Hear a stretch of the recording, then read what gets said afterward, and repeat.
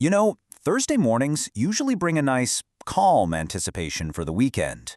But today, July 2, 2026, yeah, the tech and gaming industries woke up to a totally shattered calm. We are looking at some absolutely seismic news that is rapidly accelerating our global digital transformation across a bunch of different fronts.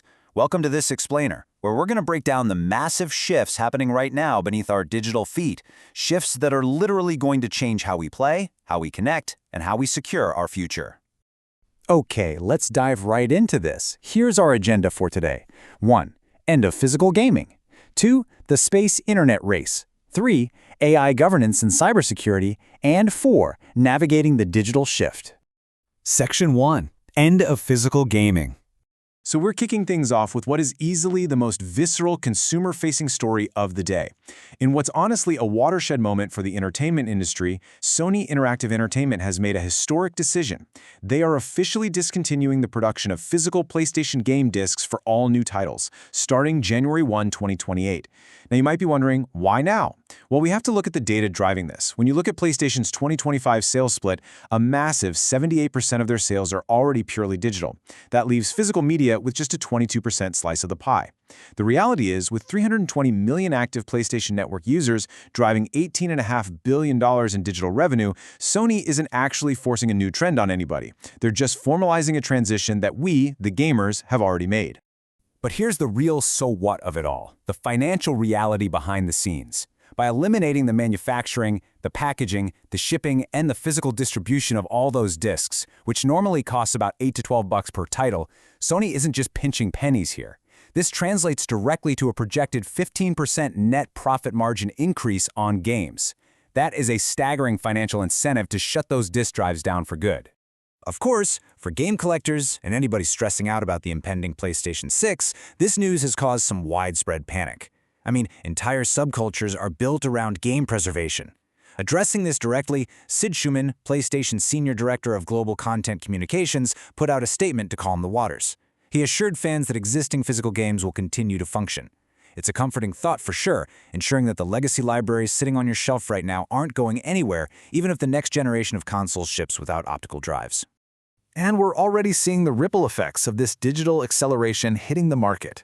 In a pretty rare move, Capcom announced they're pushing the release date of Onimusha Way of the Sword forward by 3 weeks, moving it to September 4th, 2026.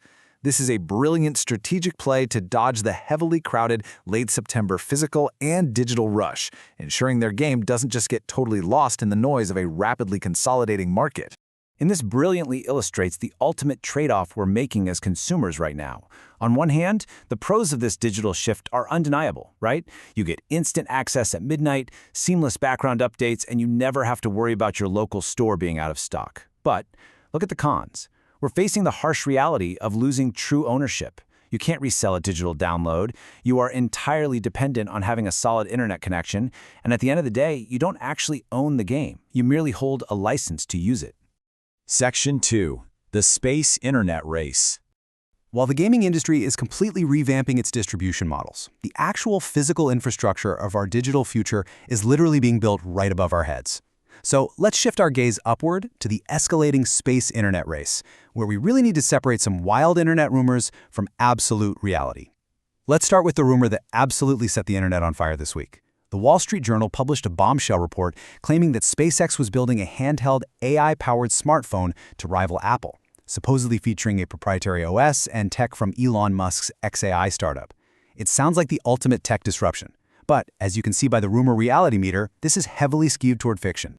In fact, Elon Musk dropped the hammer on X, categorically denying the report. He definitively stated that the WSJ report is completely and utterly false, and that SpaceX has no smartphone project and has never had one. Now look, Musk is definitely known for his strategic surprise reveals, so we should always keep our eyes peeled, but this specific report lacks any corroborating evidence. It's a super fascinating what if, but for now, it's totally a phantom project. Meanwhile, the actual space race happening today is staggering. Just this morning, a ULA Atlas V rocket launched 29 Amazon LEO satellites into orbit. And when you compare the key players, it's wild. Starlink is currently dominating the skies with over 6,500 active satellites, but Amazon is coming in incredibly aggressively. While Amazon Leo only has 185 satellites up there right now, their final target is over 3,200. And more importantly, look at the promised speeds and the predicted pricing. Amazon is promising up to 400 megabits per second for an estimated $85 a month. That is directly undercutting Starlink's $120 price point. A massive pricing war for global connectivity has officially begun. Section 3, AI governance and cybersecurity. As our connectivity expands, the hidden layers of our digital lives are being tested in real time. This brings us to the invisible guardrails of AI governance. Over the past few weeks, we watched a highly tense micro-narrative play out. On June 13th, the Trump administration imposed sudden export controls on Anthropic's Claude Fable 5 model due to national security concerns over potential malicious cyber exploitation. Global access was cut immediately. This sparked an intense 18-day period of behind-the-scenes negotiations between Anthropic and the government. Finally, on June 30th, Commerce Secretary Howard Lutnick reversed the decision, lifting the restrictions, after Anthropic agreed to stricter security protocols, and global access was restored yesterday.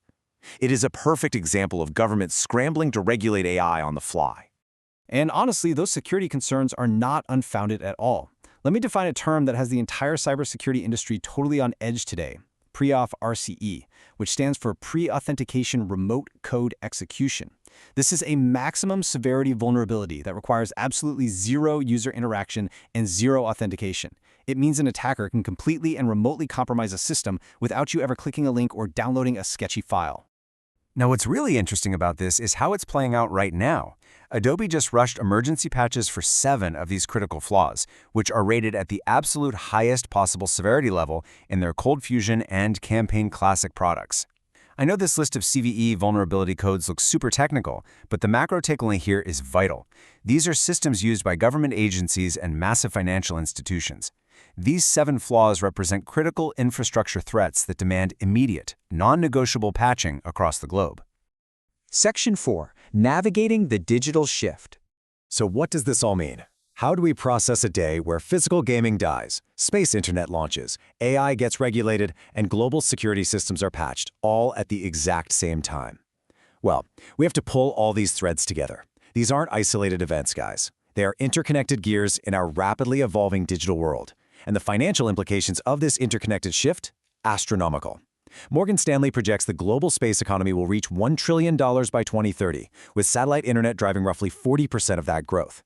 Companies are pouring billions into this infrastructure because it's the very backbone that's going to carry our digital-only games, our cloud-based AI models, and our entire remote workforce. So what do you actually do with all this information today? Here are your concrete action items. For the PlayStation gamers out there, if you value physical ownership, you've got until January 2028 to stock up on physical media. IT administrators running Cold Fusion, you need to update to the patched versions immediately. Literally treat it as an existential threat to your network. AI developers, prepare your workflows for heavily increased regulatory compliance right now.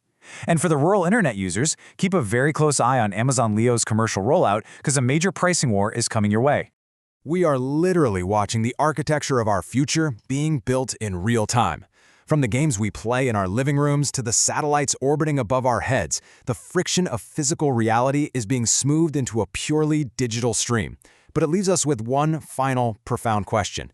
As our digital shift accelerates, are you prepared for a future where you merely license your world rather than own it? Stay curious, stay adaptable, and most importantly, stay informed as we navigate this tech seismology together. Thanks for joining me on this explainer.